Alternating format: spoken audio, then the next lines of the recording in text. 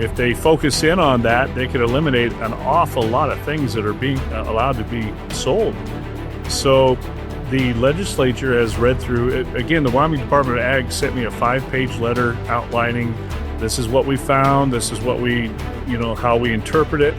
It actually works as a great roadmap for what we need to do to just basically reword the law. This coming Friday, Sadie and I are going down to meet with the agricultural committee from our House representatives, and they're putting us on the agenda. It's going on to the legislative agenda of next year. I've already seen some drafts written up about how they want to rewrite the law so that this can be corrected. And so I'm very optimistic that it might take about a year, but we're optimistic that the law can be straightened out. Americans are capable of achieving extraordinary things when they have the freedom and opportunity to do so. This is American Potential. Hey everyone, welcome to the American Potential Podcast. I'm your host, David Fromm. Today's guests are from Cody, Wyoming, and before we get to them, Engineer Matt, you, I understand, actually got to spend some time in Cody, Wyoming. So tell us about it before we talk to our guests. Yeah, I love Cody, Wyoming. Now, I passed through there last fall when we were filming in Montana, when we were out in Big Sky country. Now, I'm from Colorado, so instead of flying out there like most of the trips that we normally do, I decided to drive out there, and I added some extra time on the back end of our trip when we were done filming. I road tripped out of Montana into Wyoming and down into Yellowstone, and had a great time in Yellowstone. And then I passed through Cody on my way out of Yellowstone, and I stopped there for a day. And Cody is such a cool town, in my opinion. I love it. Now, I'm a big gun guy. I'm a big gun nerd, and they have the Cody Firearms Museum, which is, and they also have the Buffalo Bill Museum of the West as well. They have both of those. They're within the same complex, but the Firearms Museum is incredible. So much historic stuff. They have probably one of the best gun collections historically anywhere in the country. Wow. Well, that's awesome. I'm excited to talk to our guests. They're doing some cool, interesting stuff too. So I'm really looking forward to starting this conversation. So if you don't know where Cody, Wyoming is, it's right outside Yellowstone National Park. And our guests today run a small farm and a store in Cody that sells homemade foods to both locals and visitors. What's interesting is they set out, or really they never set out, to open a store in the first place. This whole thing started with something simple, wanting healthier food options for their family. So one thing they did was started drinking raw milk. On their journey, they ended up opening the store and started to sell raw milk lattes. But then things got complicated. Not because of something they did, but because of a complaint filed against one of the vendors selling products in their store. Now, the plans for a coffee shop are facing some major challenges. So let's hear what happened from our guests today. We have Sadie Howard and Mark Nelson, who are part of the family-run business, Hippie Cow Creamery. Thank you. Sadie, Mark, welcome. Thanks for joining us. Good morning. Thank you.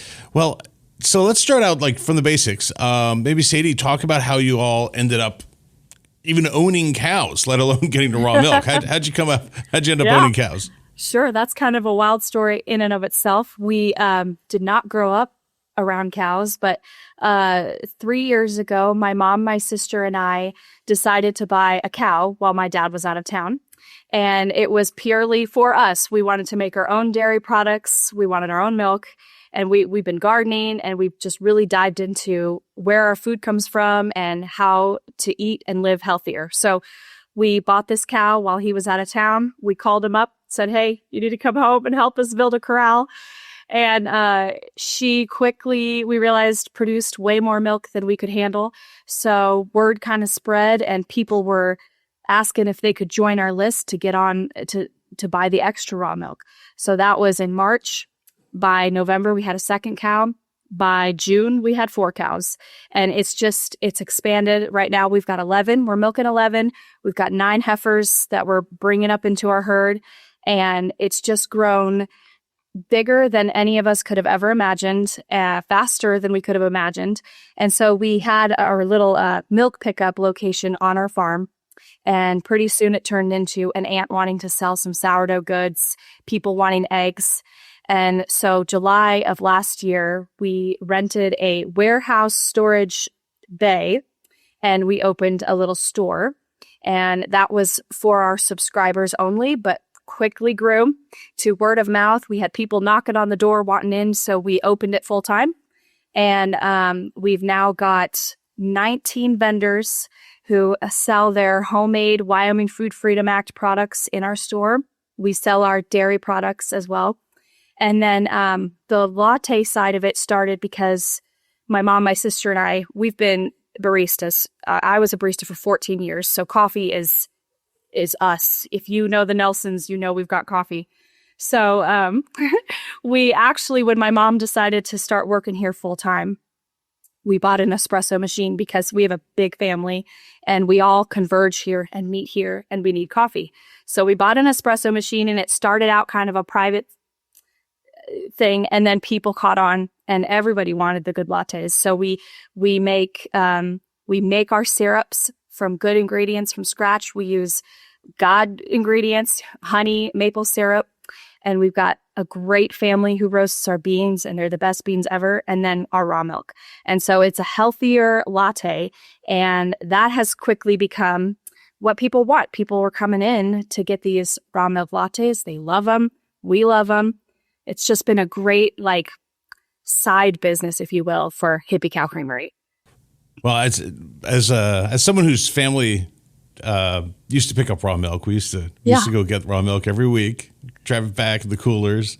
I understand the health benefits there for sure. So in Wyoming, there's a law that allows you to sell your homemade goods, and then you had other people start selling your products in your storefront. But maybe tell me about the law, because it's not necessarily true across the country, but in Wyoming, you all have something that helps facilitate this, right? Yeah, I'll kind of jump in and handle that. We had in 2015, the Wyoming legislature passed the Wyoming Food Freedom Act, and in simple terms, it was designed to allow an informed end consumer to be able to purchase foods from any small farm, small vendor. The foods did not have to be inspected. It was the idea, or the method was that they were trying to make it so you could just, as an informed consumer, you could purchase the food from and whom you wanted to. The food did not have to be inspected. It did not have to be USDA approved, anything like that.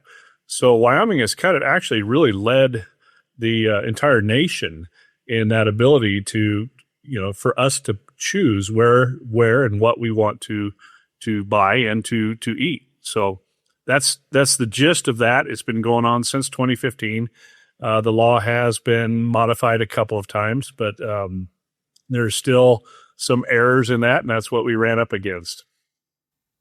So just the idea of food freedom. You guys have been living this for over 10 years, and then I'm sure your customers obviously buy into that concept. I'm really interested in the idea of the informed consumer, because in a funny way, or maybe a tragic way, in America, we've kind of moved away from that, right? Absolutely. We have big agencies that tell us what's good and what's not.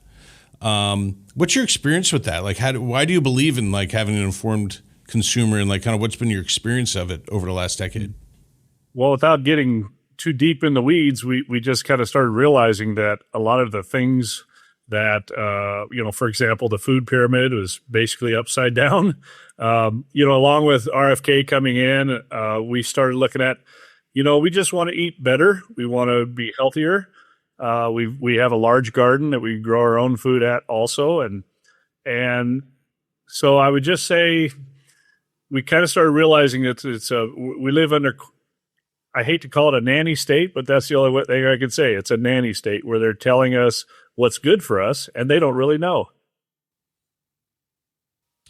Yeah, and I was please go ahead, Sadie.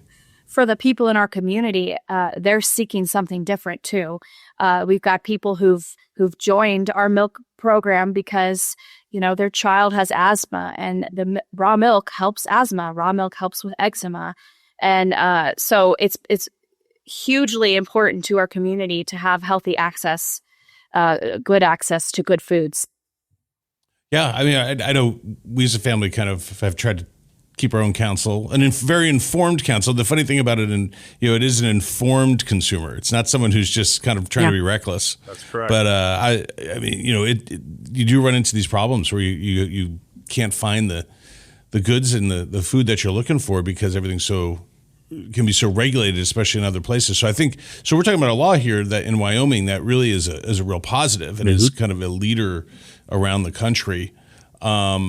But you guys end up still getting caught up in entangled with the government. Maybe tell your story about what the difficulties have been lately. Well, about a month and a half ago, time has slipped by, but we just all of a sudden one day the Wyoming Department of Ag health inspector just stopped in our store and proceeded to do about a 4-hour inspection.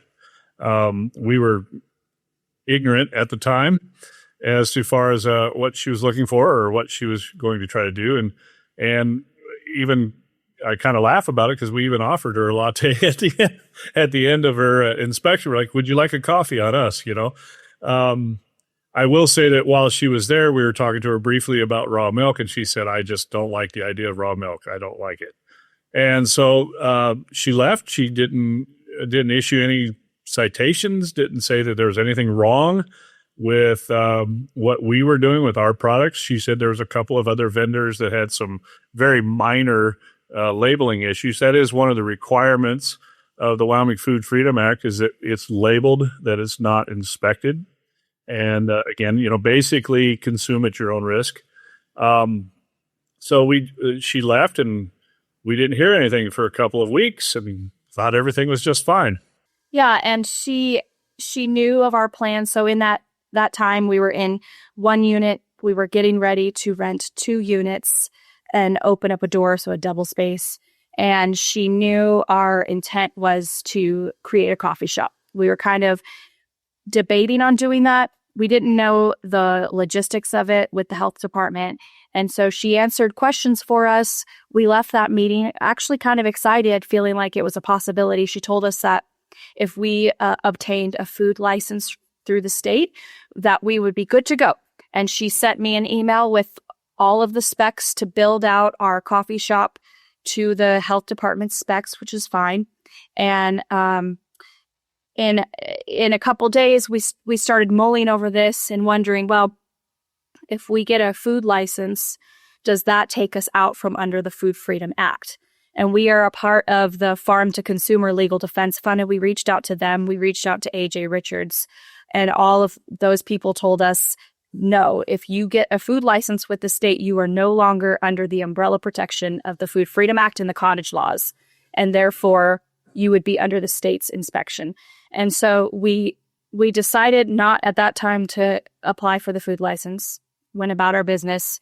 And she turned us into the, what's that guy? The building inspector, the city inspector, and the fire chief. About 2 weeks after she was at our store, and again, she left the store saying, "Oh, just fill out this, get this license, and everything will be just fine. Just go ahead and get licensed." And again, we talked to several people, and we're like, that's not how the Food Freedom Act is set up. We're supposed to be exempt from licensing, actually even inspections. We found out after the fact that her initial inspection, knowing we were a Food Freedom Act store, was invalid. So yes, that's pretty important part. And then, so 2 weeks after her inspection, I get a call from the city building inspector, and he said the state has filed a formal complaint against you, and we have to have a meeting. And so it was with, again, the building inspector, the city fire marshal, and then this Wyoming Department of Ag health inspector. And she was the driving force behind the meeting. Our first question to her was, if we get any kind of food license, whether it be commercial or retail, would that allow us to continue to do what we're doing under the Food Freedom Act? And she said, yes, absolutely. Then she stated that it was the reason we were having this meeting was it was an anonymous complaint that was filed against us. And we said, well, we'd like to know. And she said, well, you can file a FOIA request, which we did. We later found out that it was you could call it a competitive vendor. It was a little squabble between a couple of vendors. One didn't like one that was at our store, and so filed a complaint with the Wyoming Health Department. And that's what initiated this whole thing. So it was petty. We spent an hour, back to the meeting, we spent an hour and a half in the meeting with the officials and discussing how we need to do this. We wanted to do everything for protect our customers' safety, et cetera. To the point where we agreed to, we're being required to put in an ADA accessible bathroom, sanitary sinks. I mean, it's just on and on and on. Honestly, it's going to cost us well over $20,000 to do this. And at the very end of the meeting, she said, well, there's just no way. There's just no way that you can make lattes with raw milk. She said, you can drive down to Walmart and buy their milk and make lattes, but you cannot make it with your own milk. So pretty much a waste of an hour and a half with city officials, and ended up costing us over $20,000. Wow. It just seems like a weaponization of the system. There you go. Of the regulations. That's exactly right. So did she have a solution? So the solution was to go buy processed store-bought milk rather than your raw milk to make your lattes legal. So you could have legal lattes. That's correct. And then get a commercial food license, which again, if we have a commercial food license, we cannot sell our products. Right. Yeah, it's kind of like a trap in a way. I mean, like, hey, get a commercial food license, but then you're not protected by the Food Freedom Act. Yeah. Exactly. That was her solution. Yeah, that's no good. So what have your customers and kind of your community thought and told you while you've been going through this? Well, it got a little Western for a couple of days. AJ Richards got us in touch with Tyler Lindholm, and Tyler Lindholm got us in touch with the Cowboy State Daily. And so it just kind of blew up on social media for a couple of days. But the support from the community is huge. And I'll say it's not even like a one-party issue. We've had liberals come in and tell us, hey, I'm as liberal can be, but I support your right to be able to choose what kind of latte you drink. And I mean, we just, as a grown adult, you should be able to decide, pasteurized milk latte, raw milk latte, Yeah. So, yeah. Well, just for our listeners, so Tyler Lindholm is one of my colleagues, who's our Americans for Prosperity Wyoming state director. He is a true cowboy and rancher, but the fact that it got kind of cowboy or kind of got stirred up is a hallmark of Tyler's. So he had called me about this. I was like, all right, man, this is kind of fun. Well, he told us it was going to get Western.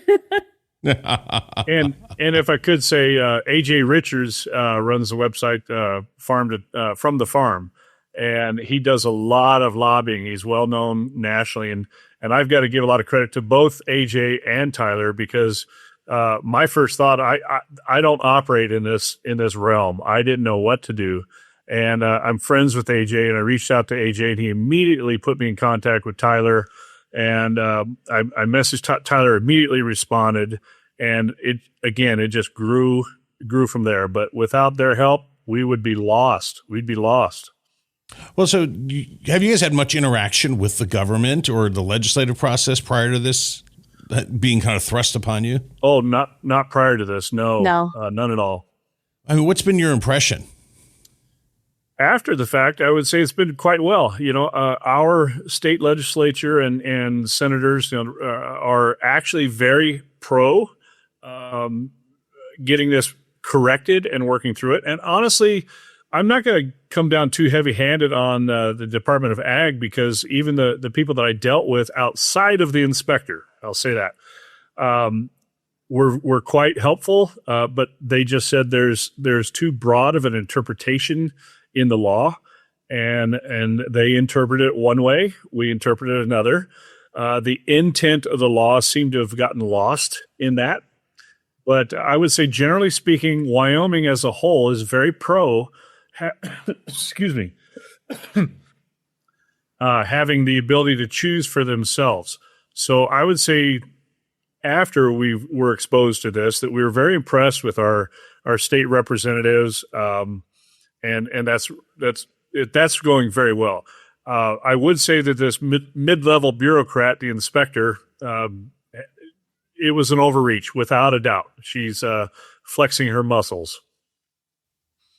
Well, it's something we see all the time in when we talk about the regulatory state writ large, whether it's licensing or regulations on industry. There's all kinds of, there's such a massive bureaucracy, and different people in that bureaucracy can, decide to make your life difficult or arbitrarily over-enforce something. Sometimes they misinterpret, or other times it's legit, of course. But one of the things we like to highlight on the show, and that Americans for Prosperity has been working on, is trying to right-size that, kind of bring some sanity, and actually having the legislature or Congress, the legislative bodies, play their correct role. Not so many times they've abdicated to the administrative state or the bureaucrats to kind of determine what's what, when the reality is that we expect our legislators to do that, and they need to take that responsibility. So what do you guys hope? I understand there might be action in the legislature when they come back in session.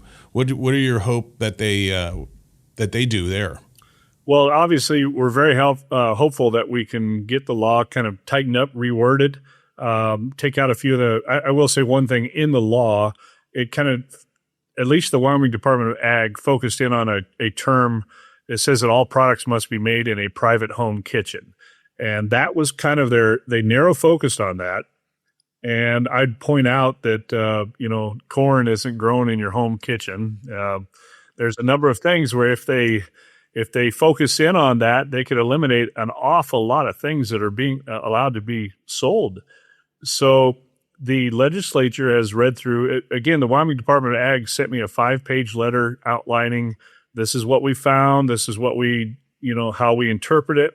It actually works as a great roadmap for what we need to do to just basically reword the law.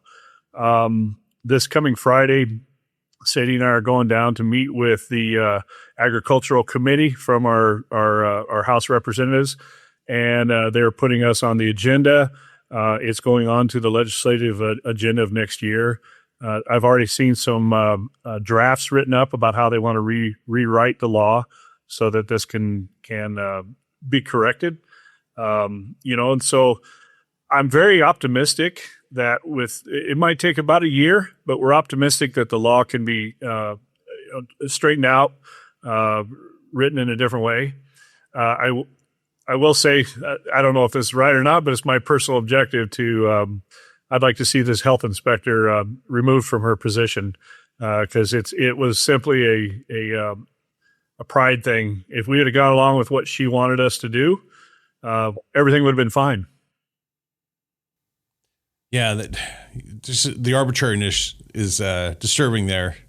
So, one of the things we talk about on the show a lot is people taking their one small step. And what we mean by that is folks who, throughout American history, there's just regular Americans who got activated. They saw a problem, or that problem was kind of placed at their doorstep, like in your case. And they took action to get involved and try to change laws or try to change their government. And, it ends up affecting their community, their state, the whole nation. It's the story of America. And I'm kind of interested that, you guys didn't really, were like doing your own thing. If in fact you're kind of doing more of your own thing than most people do, because you had your own cows, you had your raw milk, you just happen to be continuing to grow. And then the government decided to interact with you. Has that shaped how you think about kind of getting involved in the legislative process or in your community? Or, what are your reflections on that when you kind of step back and look at, like, you're probably in a place you didn't anticipate you were going to be even a year ago? Yeah, I had a customer say to me, "Gosh, Sadie, did you know cows would make you political?" No.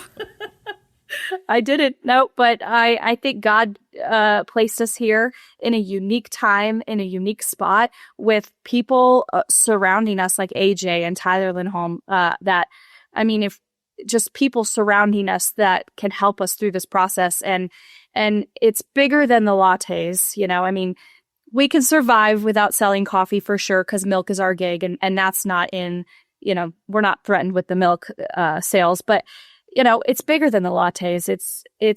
It's community, and it's a choice to what you should be able to feed your family. And so we're taking that on because we do feel like God put us here to help our community and help other Wyomingites. And then also somebody said to me, Wyoming's Food Freedom Act is a beacon of hope to our other states who don't have this. And so if we let these small time bureaucrats come in and wreak havoc on it, we can't let that happen. Well, I got to tell you, I couldn't agree with you more because when there's a kind of a bastion or a beachhead of freedom, like I'd say in this case, the Food Freedom Act, and we allow that to be eroded or really dismantled, it does have an effect throughout the country. Yeah. I mean, we see this with homeschooling, for instance. Yes. It's a kind of a pure way for parents to determine how their kids are educated. And we find in different places that, at times the education bureaucracy, for various reasons, will come and try to erode that freedom. And sometimes it seems very commonsensical, but we take the stand that we need to stop that or try to fight those things, because if we start to erode that freedom, it has a cascading effect throughout the country. We see that in other ways. We've been working on, and it was passed in Wyoming, the RAINS Act, which is regulatory reform. We see that type of good legislation passing in 1-2 states, and then all of a sudden it's 5, and then it's 7. Mm-hmm. So there is a cascade effect, and so I appreciate you guys are kind of on the front lines of kind of defending, kind of a basic freedom here of like we want to determine what we put in our bodies and what our kids put in their bodies. Yeah, we never set out to be activists of any kind. Like you said, we were just doing our own little thing, but we do see the value and the importance in this. As we've seen, just exactly like you said, there's just been little side steps, or somebody didn't take a step, and we wound up where we are in our country, and I think that's a terrible thing. So even though this sounds like a very small thing, I mean, we're arguing over whether we can use raw milk in a latte. That's not a big thing in the big picture, but at the same time, it's absolutely a case of government overreach, telling us what we can and cannot do. It's funny. I'm 60 years old now. I've been pretty much a Republican my whole life, but the older I get, I'm far, far more libertarian. It's like, leave me alone. I'm an adult. I know what I want to do. I know what I can do, but our government has become just way too intrusive into our lives, our everyday life.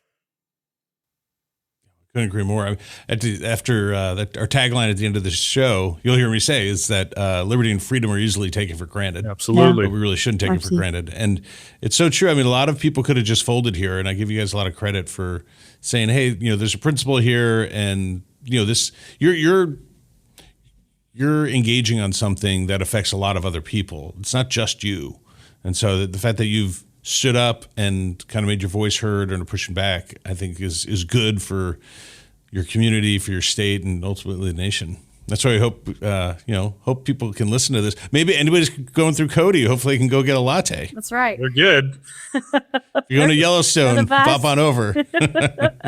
Well, actually, the community support has been so good that we started making pre-made lattes, and because they said we could do that. We can make them in our home kitchen and then sell them through the store. So we've been making these pre-made lattes in the fridge. And the man who roasts our coffee, Chris, said that we're blowing through the beans faster than we were before. So people come in to get we call them freedom coffees. So nice. Yeah. Well, maybe next year make some freedom frappuccinos. Yeah. we don't like telling too many people that how great a state Wyoming is. In fact, we kind of like to keep it where people don't really know Wyoming exists, and that's kind of how we like it. But I tell you what, Wyoming has we have a pretty big streak of you push us too far and too long, the rebel kind of rises up, So yeah, no. Getting to know Tyler and considering him a good friend, I've known this. And so sometime, hopefully, I'll get in there and traipse around Wyoming with Tyler. We'll come get some coffee. Absolutely. We'll love it. Absolutely. Well, thanks so much. Thanks so much for what you're doing, fighting for freedom, and I wish you guys the best in this. Thank you for having us. Thank you. Thank you for having us. Thanks. Well, folks, if you like this episode and would like to stay connected with the podcast, be sure to like our channel, as well as follow us on Facebook, Instagram, and YouTube. And always remember, liberty and freedom are easily taken for granted. Don't take them for granted. Go out there and defend freedom and liberty. Thanks for joining us, and we'll see you on the next episode.